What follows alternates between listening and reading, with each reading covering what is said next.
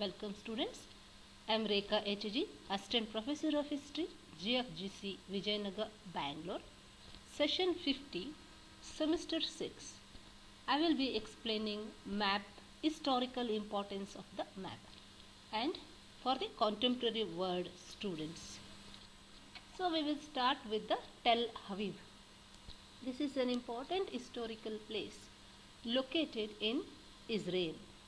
And in 1948, when Israel was created, there were bitter conflicts between the Arabs and the Jews. So ಇದು Tel Aviv ಅನ್ನುವಂಥದ್ದು ಒಂದು ಸಣ್ಣ ಪ್ರಾಂತ್ಯ. Israel itself is a very small country. Tel Aviv ಆಗಿದ್ದಂಥದ್ದು Israel ನಿರ್ಮಾಣ ಆದ ನಂತರದಲ್ಲಿ Tel Aviv becomes the capital of Israel. ಯಾವಾಗ ಅದು ಕ್ಯಾಪಿಟಲ್ ಆಗತ್ತೆ ಇಸ್ರೇಲಿಗೆ, 1948ರಲ್ಲಿ ಅಲ್ಲಿ ಬೊಂಬಾರ್ಡ್ಮೆಂಟ್ ಸ್ಟಾರ್ಟ್ ಆಗತ್ತೆ ಅರೇಬರ್ಗೂ ಮತ್ತು ಯಹೂದಿಗಳಿಗೂ. Israelis will have the problem from the Arabs. The Tel Aviv is a capital. Slowly and steadily they will change their capital from Tel Aviv to Jerusalem. So ಈಗಲೂ ಕೂಡ there is war going on in Israel against Hamas terror outfits. ಅಂದರೆ ಇಸ್ರೇಲಿನ ಮೇಲೆ ಹಲವಾರು ಬಾರಿ ಯುದ್ಧಗಳಾಗಿದ್ದಾವೆ. It has happened in 1948, 1956, 1967, 1973, 1982, 2006, and today also there is some clashes going on between Israel and the Hamas ಭಯೋತ್ಪಾದಕ ಸಂಘಟನೆಗಳು. Hamas ಭಯೋತ್ಪಾದಕ ಸಂಘಟನೆಗೂ ಇಸ್ರೇಲ್ಗೂ ವಾರ್ ಆಗ್ತಿದೆ.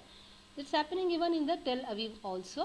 So slowly and steadily they will change their capital from Tel Aviv to the Jerusalem, which is also an important city of Israel.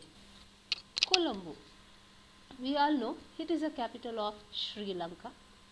Sri Lanka is an historical place for India from the times immemorial. ಅಂದರೆ ಇಂಡಿಯಾಗೂ ಮತ್ತು ಶ್ರೀಲಂಕಾಗೂ we trace the what you call the relationship from the days of Ramayana. And also during the time of Ashoka, ಅವನು ಈ ಒಂದು ಬೌದ್ಧ ಧರ್ಮವನ್ನು ಈ will send it to Sri Lanka. Earlier it was known as Ceylon and later it is known as Sri Lanka.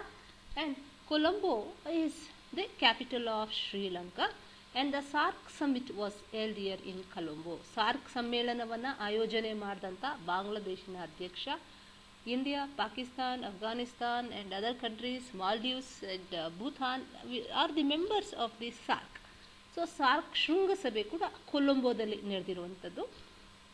ಅದೇ ರೀತಿ Sri Lanka is also member of the non aligned moment.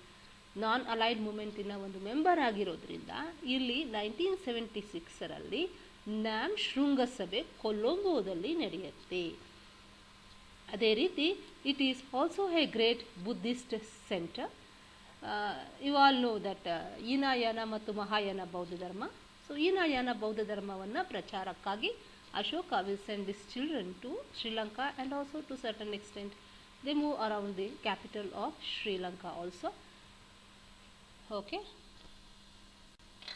Islamabad, it is the capital of Pakistan. ಪಾಕಿಸ್ತಾನಿನ ಒಂದು ರಾಜಧಾನಿ ಆಗಿರುವಂಥದ್ದು. ಮೊದಲಿಗೆ it was part of India ದೇಶವೇ ಆಗಿತ್ತು. 1947 when the partition took place, ಅವರು ಈ ಒಂದು ಇಸ್ಲಾಮಾಬಾದನ್ನು ತಮ್ಮ ರಾಜಧಾನಿಯಾಗಿ ಮಾಡಿಕೊಂಡಿರೋದಿಲ್ಲ. They have made Lahore as the capital of Pakistan and they change their capital to some extent. ಸುಮಾರು ಬಾರಿ ಅವರ ರಾಜಧಾನಿಯನ್ನು ಚೇಂಜ್ ಮಾಡಿದ್ದಾರೆ. So they will shift their their capital from Lahore to Islamabad. Islamabad ಮತ್ತು ಡೆಲ್ಲಿ ಒಂದೇ ಲೈನ್ನಲ್ಲಿ ಇರುವಂಥ ಒಂದು ಸ್ಥಳಗಳಾಗಿರ್ತವೆ. So always Pakistan aims at destroying the New Delhi. ಅವರ ಹತ್ರ ಹಲವಾರು ಕ್ಷಿಪಣಿಗಳಿದ್ದಾವಂತೆ. That from Islamabad they can strike at Delhi. So again year also the NAM ಶೃಂಗಸಭೆಗಳು ನಡೆದಂಥದ್ದು ಇಸ್ಲಾಮಾಬಾದಲ್ಲಿ. Pakistan is also the member of the non aligned movement. Non aligned ಮೂಮೆಂಟಿನ ಒಂದು ಮೆಂಬರ್ ಕೂಡ ಆಗಿರೋದ್ರಿಂದ ಇಸ್ಲಾಮಾಬಾದಿನಲ್ಲಿ ಕೂಡ ಒಂದು ಶೃಂಗಸಭೆ ಆಯೋಜನೆ ಆಗಿರುತ್ತೆ. ಅದೇ ರೀತಿ ಸಾರ್ಕ್ ಶೃಂಗಸಭೆ ಕೂಡ ಅವರು ಆಯೋಜನೆ ಮಾಡ್ಕೊಂಡಿರ್ತಾರೆ ಇಸ್ಲಾಮಾಬಾದ್ನಲ್ಲಿ. Because Pakistan is also the founding member of the SAARC Shringasabha way back when Bangladesh took the lead to establish the SAARC. Tehran. So this is the capital of Iran.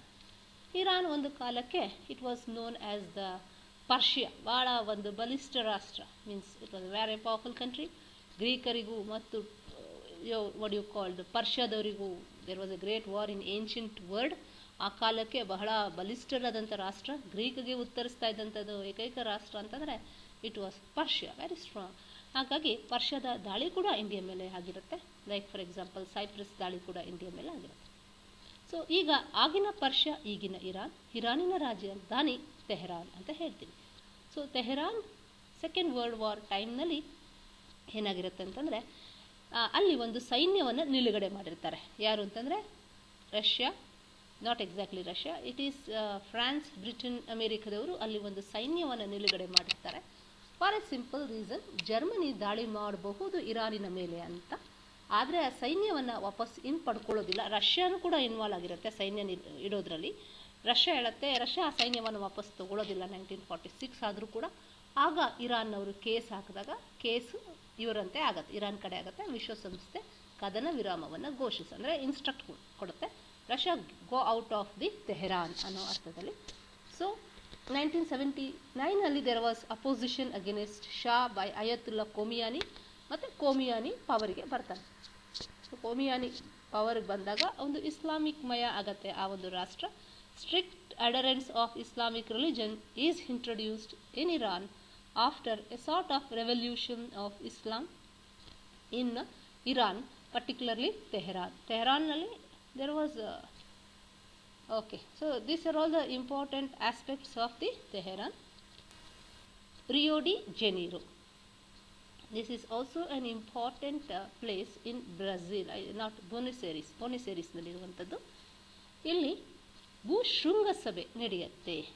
Rio D ಜೆನೇರೋನಲ್ಲಿ ಆಗ I think it may be around I forgotten the date of this particular ಶೃಂಗಸಭೆ.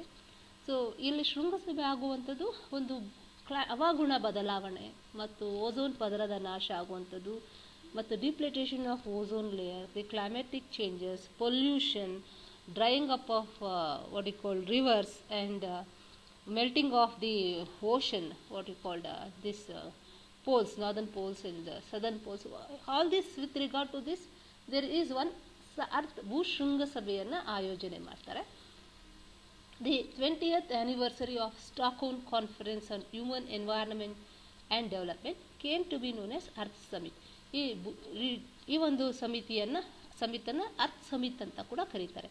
ಭೂಶೃಂಗ ಸಭೆ ಅಥವಾ earth summit. It can be either Rio de Janeiro Earth Summit or you can also take it as the Earth Summit. So the policies were formed. There were many policies formed to achieve sustainable developments to meet the needs of the poor. Though it was formed in Rio de Janeiro, the message that was sent to the countries of the world ಏನು ಅಂತಂದರೆ that there should be sustainable development ಅಂತಂದರೆ ಈ ಒಂದು sustainable development ಆದರೆ ಮುಂದಿನ ನಾಗರಿಕರಿಗೆ ಒಂದು ಅನುಕೂಲಗಳು ಆಗುತ್ತವೆ. ಸುಸ್ಥಿರ ಅಭಿವೃದ್ಧಿ ಮಾಡಬೇಕು.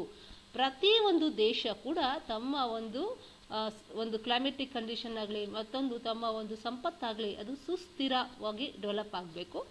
So we should see that even the next generation and other generation should also heat the benefits of that particular countries. ಆ ದೇಶದಲ್ಲಿರುವಂಥ ಒಂದು ಸಂಪತ್ತನ್ನು ಅನ್ಯ ಒಂದು what you call next generation ಕೂಡ ದೇ ಶುಡ್ ಹ್ಯಾವ್ ಇಟ್ ಅಂತಂದರೆ ಫಾರ್ ಎಕ್ಸಾಂಪಲ್ ಪೆಟ್ರೋಲಿಯಮನ್ನು ಹೇಗೋ ಒಂದು ಯೂಸ್ ಮಾಡಿ ಬಿಸಾಡ್ಬಿಟ್ಟು ನನಗಿದ್ರೆ ಸಾಕು ಐ ಆಮ್ ನಾಟ್ ಬಾದರ್ಡ್, ಹಾಗಲ್ಲ.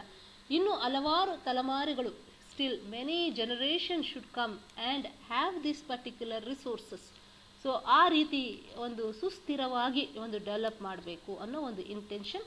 ಆ್ಯಂಡ್ ಪ್ರತಿಯೊಂದು ರಾಷ್ಟ್ರಗಳು ತಮ್ಮ ಒಂದು ಪ್ರಕೃತಿ, ತಮ್ಮ environment, climatic condition, they have to take care of it. They should see that there is no much hazards and there is no much pollution and protection of the ozone layer. So ಹಲವಾರು ವಿಷಯಗಳಲ್ಲಿ ಇದರ ಬಗ್ಗೆ ಚರ್ಚೆ ಆಗುತ್ತೆ. This is the first earth summit. ಆಮೇಲೆ Kyoto earth summit ಆಗುತ್ತೆ, ಮತ್ತು ಹಲವಾರು ದೇಶಗಳಲ್ಲಿ ಅರ್ತ್ ಸಮಿಟ್ ಮಾಡ್ತಾ ಹೋಗ್ತಾರೆ to see the sustainable development.